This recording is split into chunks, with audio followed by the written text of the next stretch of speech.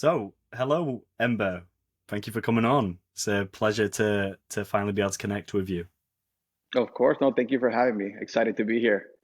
Nice. Before we jump in, are you okay to give a little bit of a background for people who might not know who you are and how you got here today? Absolutely. So my name is Ember Duran. I'm a luxury agent for the agency in Naples and South Florida. So I tailor mostly Miami and Naples area. So been in the business for about almost 2 years. I'm being fortunate enough to come a long way, and I'm excited just to keep learning and collaborating with successful individuals in order to do really, really amazing things. Amazing, man. How is it being in the agency? Were you with a different brokerage before, or is the agency the only one you've been in? Yeah, so actually I was like with a smaller broker in Miami. I was with a boutique broker, let's say, that it really like taught me a lot of things in terms of I was basically working as the assistant to the broker, and that allowed me to basically understand and digest a lot of the transactional things that happen in the industry, where there are a ton. I can go ahead and dive deep into um, every scenario that we went through, but it was a good set in stone for me just to learn, uh, grasp all the basics. My background, it's in international business and finance.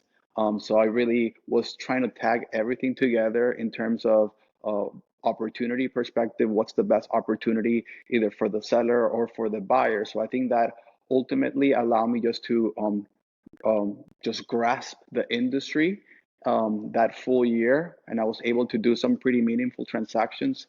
And along the way, that ultimately opened the path and the opportunity to join the agency. So the agency, it's a different monster. So I think the agency is the number one luxury boutique brokerage in the nation. We have our outreach, it's international with offices in Portugal, in Morocco. We're opening offices in London, in Paris. It's just like a very big outreach in terms of agents. We're only less than 1,500 agents worldwide. So I think that allow us to collaborate between each other. Year to date, the agency have in transactions closed over $56 billion. So it's very tailored to the luxury and ultra luxury market with just exceptional individuals. So it's just really top notch that you have the ability just with your phone just to reach to some of the guys that are selling 150, $200 million every year, and then you just share their knowledge, give you a little bit of feedback, and then just push forward. I think that's the push that a lot of people need in order to just um, succeed in the industry. Gotcha. Gotcha. Makes sense. So, have you always sold luxury properties, or is that something you've just recently got into when being with the agency? And what was the first property that you ever sold? So yes, I didn't necessarily jump into luxury right away.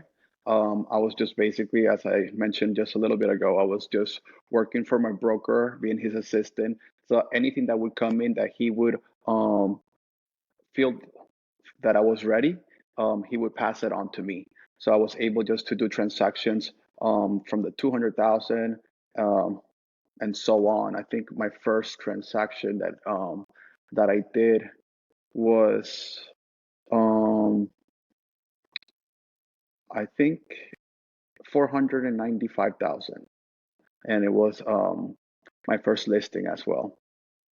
That's still amazing. Yes, I mean for a market like Miami, and especially after COVID, the area that the brokerage was located at is in an area that tailored to only the Brickell and downtown area. So the median price range on luxury condos in those particular two spots are basically going for anywhere around the 350 and all the way up to the $20 million mark. Right. Cool. All right. Let's just talk about you for a minute and your story, essentially. Were you always an entrepreneur? Was that what you wanted to be when you were growing up, or Yes. is it quite a recent development? Yes, I mean, I never had, if you put me back 10 years, 15 years ago from now, from today, I never had in my horizon becoming a luxury agent. I always had a passion for homes in the luxury tier. Like I always amazed with the architecture, with the interior design, and just looking up to shows like $1 million Listing, um, Selling in Sunset, Buying Beverly Hills. I was always drawn to that market, and it was something that allowed um, building relationship, cultivating those relationships, and then being the person that you're able to get um, your buyer or a seller to the finish line. So I think that's something that is really drawn my attention, and I was just like, you know what? I've been hearing it from many people that I'm a people person. So I was like, okay, based with my background and taking this, what everybody's saying, let's just give it a shot. So I really decided to go for it. And I think the way that I decided and set myself to it was just that I'm not going to just go ahead and settle for an entry level and then go ahead and build my way up. If luxury was a market that I was really drawn to, I just decided to jump into luxury right away. So what was it that it was going to take in order to get me there? And I was fortunate enough that I was living in in an area that demographically it allowed the median price range to be high. So it was just finding ways in order to meet people, putting my service out there without just shoving them in their face that, hey, I'm a new agent. Are you looking to buy or sell? Gotcha. Gotcha. So, I mean, when you were at school, what were you studying, and did you even know at that young age that you wanted to become a realtor?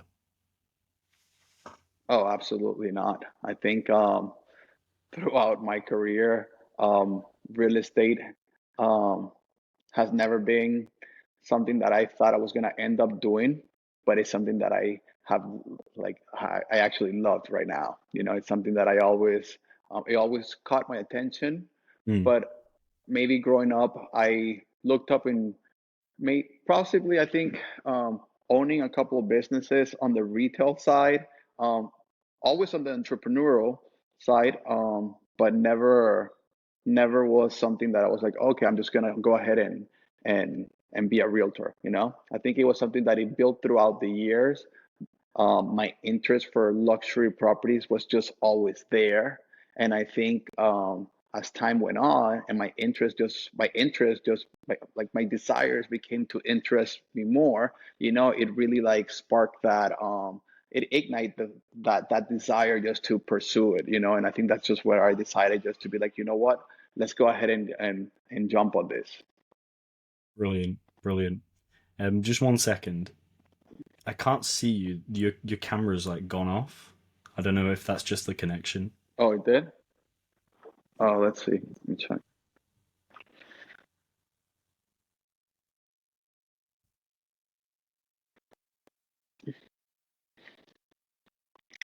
Let me just take it out here. Yeah, you're back. I don't know what that was, but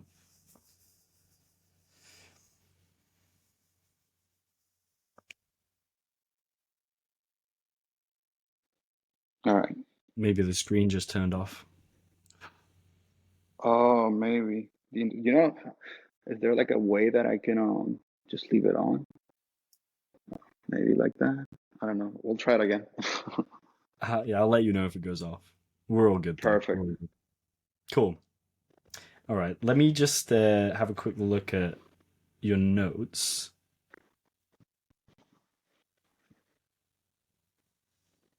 So, how long did you say you've been in the industry now?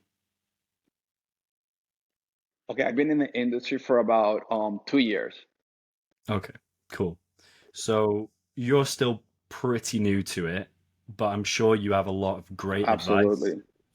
for anyone who's looking to get into the industry at the moment. What would you say to someone who wants to become a new agent? I would say that if you're coming in as a new agent and you don't know where to start, I think the best way is just surround yourself with someone that you have that you can give. You know, people sometimes say like, okay, I'm a new agent, but I don't have anything to give. You know, I have like I just have my license. I don't have many contacts. My sphere of influence is just not ready to buy or sell. So I think the best way, the best advice would be surround yourself with someone that you can give them your time. You know, sometimes we think we don't have anything to give, but the most precious thing that we have is time. And as realtors, as you may know, speaking with other realtors, we're always busy. You are always doing contracts. We're always doing a showing, attending a listing, or going catering the needs of a buyer. And then aside from doing all this, we also have a life, you know, that we need to attend to. And I think if you find the way that you can give your time and not expect anything at the moment, I think that's something that is gonna transform into gaining the trust of the person that you're with. And that's crucial for the industry. Once you're building the trust from someone that you're giving them your time, they're going to be able to trust on you. So they're going to be able to give you more responsibility that ultimately is going to transform into one, more experience at a faster pace for you as a new realtor, is going to also transform into opportunities in which you can co-list a property. You can the other agent might realize that, wow, I can really trust Ember with everything that he has done so far. So why not just give him the opportunity to co-list this, and takes a little bit of responsibility out of my plate, and that would ultimately allow for that realtor to focus if he wants to scale on a different market, or if he wants to take some time off. So I think that's something that I would encourage everybody just to think about it. If you think that you don't have anything to give, you have your time. Amazing. What makes a terrible realtor?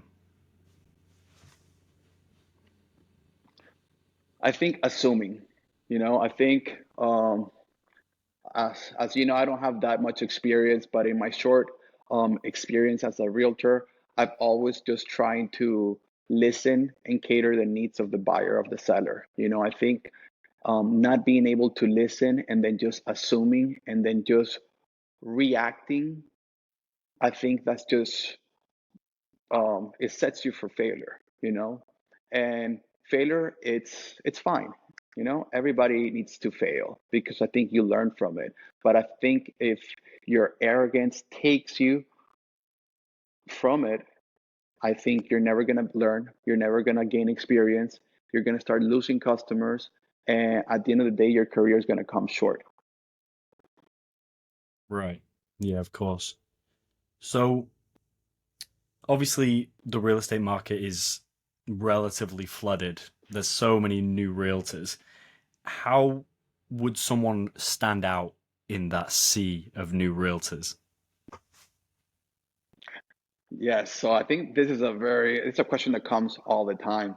And it's very cliche what I'm going about to say, but I think if you are trying to differentiate yourself from the rest, and it sounds so cliche, everybody says it like do something different, but just think about it. You know, we have social media nowadays, and every human being has their own personality. So I think just be you, and then just find something that really passionates you about within the industry, and then think outside the box. Think how you can enhance that opportunity that you can bring to a buyer, or how you can enhance that opportunity that bring to a seller.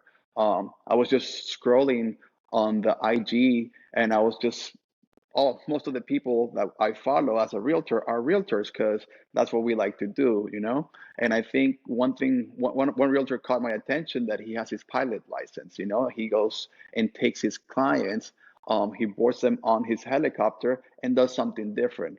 I know getting a helicopter is not the getting your pilot's license is not the answer, but I'm saying do something different, associate yourself with something that you might have. Let's say if you're a boxer, let's say if you are, you play some sort of sport or some sort of activities that you can also, um, let's say you play tennis and you're a good tennis player and you have a potential buyer or potential seller that is really into it. So take that opportunity in order to break the ice, gain some trust with that potential seller or buyer that ultimately will allow you to just build relationship. At the end of the day, we have to just build relationships. I think people that buy leads or are always cold calling, it might work for them, But I think if you are trying to just penetrate and be in the luxury market, you have to just um, really like make connections with people, in order for them to trust you. Um, Yeah, yeah, I 100%. don't know. On the flip side of that, would be for someone looking to buy or sell, what should they look out for in a realtor? Like, how do they know they're working with someone they can really trust? Yes, so like one of the things that it spins around in my head all the time, and I'm just gonna go ahead and just say it on the buyer side. So most of the people that work with buyers do not know that the ones that paying the commission to the agent that is representing the buyer, it's the seller. So I encourage everybody on the buyer side to not choose your cousin. Don't choose your a relative just because they hold their license, or just just try to figure out a way that you're able just to look for the best. And when I say the best, it's someone that really is going to listen to your wants and needs, that understands situations, understands the market that we're in, understands the opportunity for you as a buyer. I think that's something that you have the advantage of selecting someone that ultimately is going to benefit you in a purchase that is going to be significantly. I think for a lot of people, one of their biggest assets that they're going to hold, which is buying a home. So why not take the opportunity, take the liberty of digging and finding out more? Ask the correct questions to the buyer and telling them how are you going to represent me in a way that is going to benefit me the most. And I think once you're able just to get that, you're really going to get the full benefits. I think I've heard many stories with buyers that they're just disappointing, and I think many fall into that trap that they just go with whatever they can get, when they have the opportunity and it's not coming from their pocket to pick and choose the best. Yeah, yeah, absolutely, man. So you touched on the market there a little bit. What is your take on how the market is doing at the moment? I mean, I think I'm going to focus a little bit on that question on a little bit more on a micro scale. So on the two markets that I focus, which is Miami and Naples, um, they've been ever since COVID happened, they're just been on an upward trend.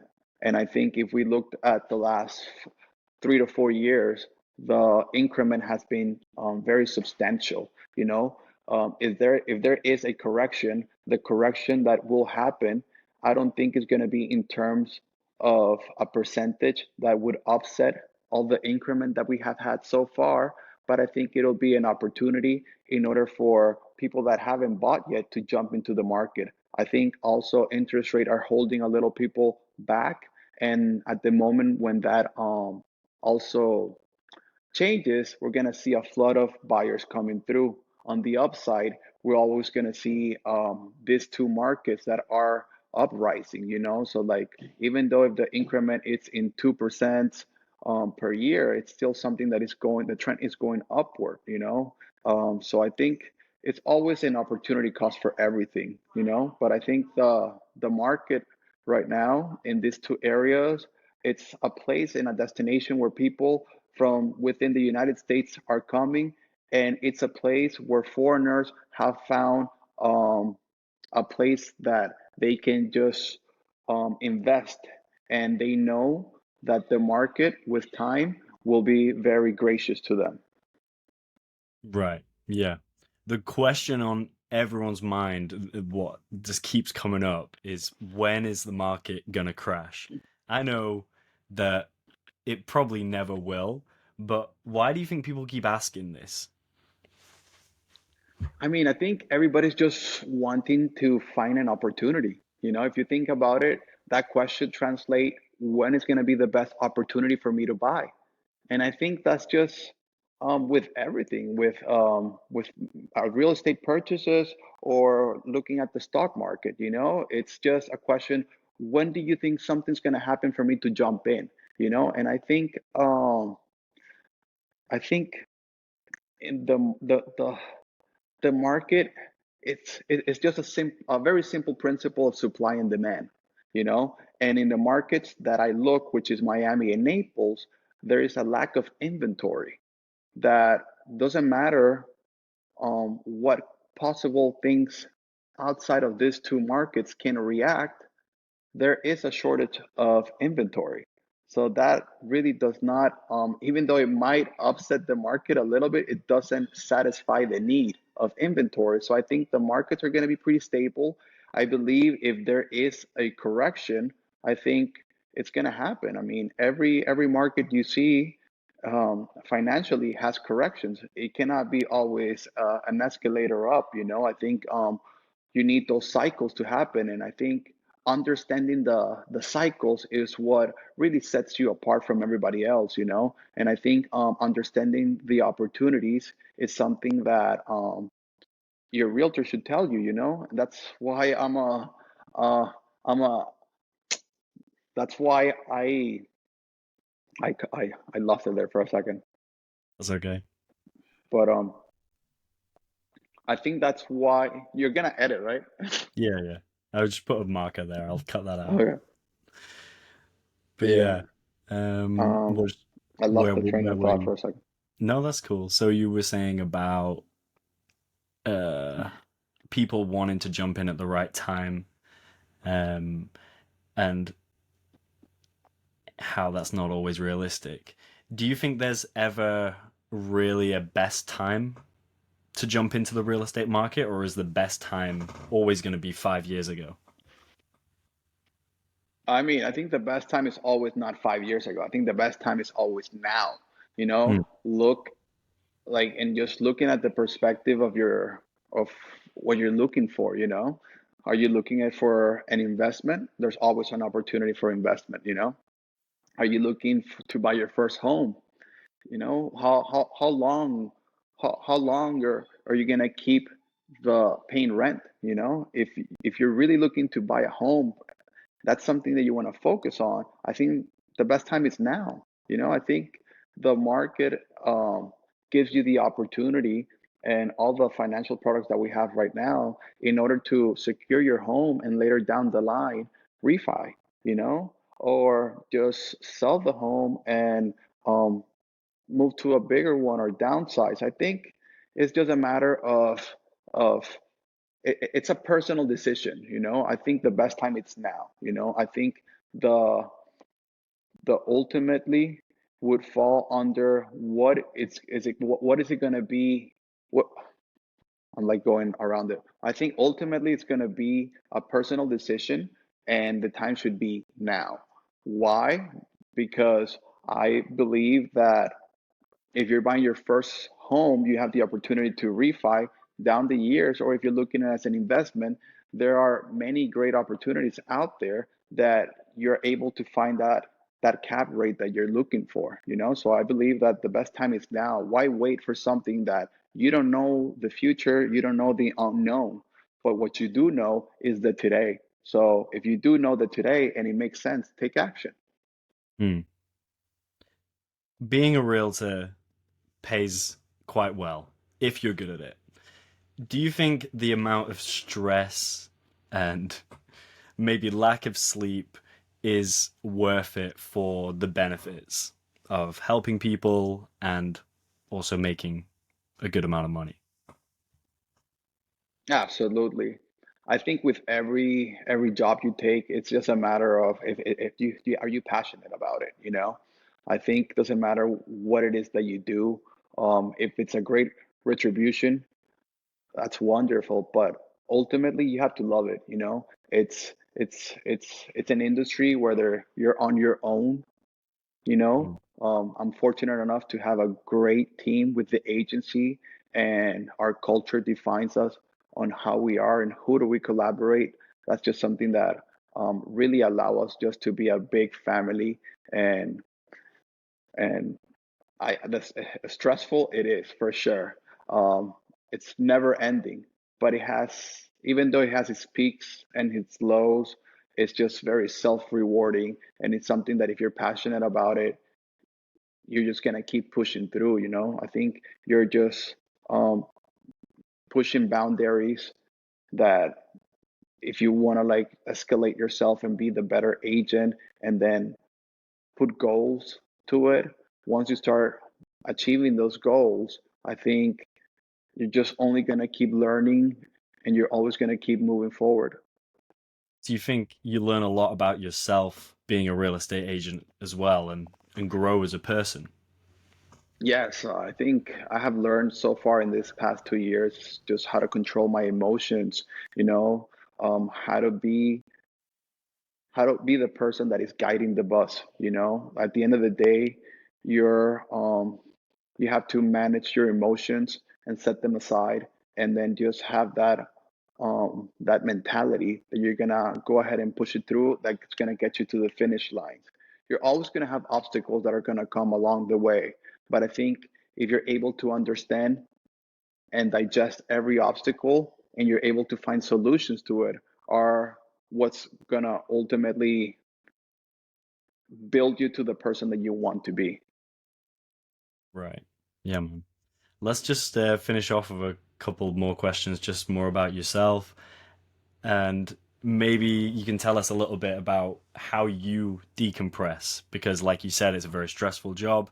What are some of the ways that you counteract that, say, in the evening and you just want to chill out? Yes, I think for me it's a little bit harder because I get all the stress from um, being the agent, and then I get to come home and get the stress from being a father. But I guess that also gives me joy and satisfaction. So I think a way for me to decompress is just enjoying time with my family. I think that really centers me, um, and it just motivates me just to be better. You know, I'll be better for them, and ultimately bring all that joy back to my profession, and just be the best that I can. I love that. I was listening to a podcast a while ago called the Knowledge Podcast, and they talk a lot about these mental models. One of them is the mental model of a flywheel. So, what's up? Yeah, I can hear you. Did you disappear? Oh Yeah, I yeah, can hear I you. got a Yeah. call. Oh, No, no a worries. call. No Did worries. I disappear or you can see me? No, you're still there. You're still there. Oh, okay. I was just saying the mental model of the flywheel, which is basically if you are happy at home with your family, that's going to carry over onto work and you're going to be happy at work. And then that's going to carry on into home and then your social life, etc. But if you, I don't know, you have a crappy day at work, you come home and then you share that with your family, it all just has a knock on effect that's quite hard to get out of. So, I imagine Yeah, having such a loving and supportive family is absolutely crucial to keep you in a positive mindset and to keep you going. absolutely. And I think just adding to that thought, you know, somebody that I heard, it, it taught me that you are the composition of the five-person that you associate with, you know. So like if you have like, that's why sometimes you have to reassess yourself and see where your attention is going, you know, see how much time you're putting to certain people, that it's not keeping you focused or it's not taking you wherever you want to go, you know. So I think that's why um family, it's a big component. The people that I collaborate and other agents that surround me in the office, are great people that to have around because slowly, little by little, you're gonna start getting traits from them. You're gonna start learning tricks that ultimately is gonna define you. And if they're going well, it's ultimately gonna take time to take you there. Absolutely, absolutely. If you are around a lot of people who are quite negative and bringing you down, or always want to go out drinking and doing this and that, it's going to be quite Yeah, hard for you to move on and above that. But being in an correct. environment like the agency is, you're surrounded by confident, uh, motivated individuals constantly. So yeah, that definitely has an effect on the way you work. Absolutely. Absolutely. Nice, man. Cool. So we'll just end it there for today, but I'm sure I'll have you on again soon Perfect. and we can cover a few more questions. Where can everyone find you, Ember? Instagram? Oh, yes. Yes, so everybody can follow me on Ember.Javier. Oh, I don't even know my IG to be honest. I have I'll to put it look in it the up. description. Okay. Yeah. It's Ember Duran, I think. No, We'll I put it think. in. We'll insert it. All right, nice Okay. one. Thanks for coming on.